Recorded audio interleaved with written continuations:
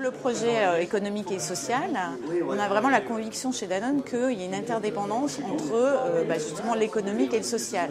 Et c'est pour ça que pour faire vivre ce projet qui a 40 ans, on passe beaucoup de temps sur la manière de faire, donc à la fois dans le dialogue social, mais aussi en prenant en compte le facteur humain en amont de chacun des projets.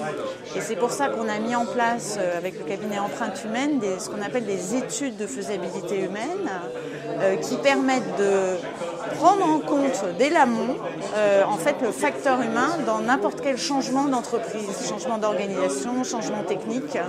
On va en fait poser des questions, interviewer l'ensemble des parties prenantes, donc des opérateurs, des gens du top management, l'ensemble des intervenants.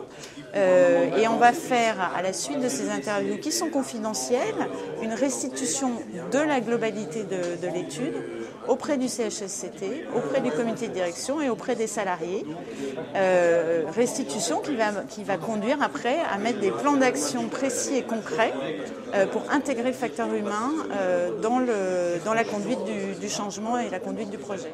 Alors les avantages, ils sont nombreux, c'est-à-dire qu'en faisant ces interviews très en amont, on lève les peurs, les inquiétudes et on peut trouver aussi des solutions qui viennent directement des salariés. Donc derrière, le temps qu'on perd à faire ce diagnostic sur la faisabilité humaine, on le gagne derrière en vitesse et en engagement des salariés qui derrière vont plus vite et mieux tout de suite au résultat. En fait, ce qui est important, c'est juste se dire que pour chaque changement, on va se poser la question, on va poser la question et impliquer les salariés dans le changement. Donc c'est applicable à n'importe quelle entreprise, quelle que soit sa taille. C'est passer du temps sur le facteur humain et les risques et opportunités que peut présenter un changement. C'est à la portée de tous et ça ne demande pas de moyens.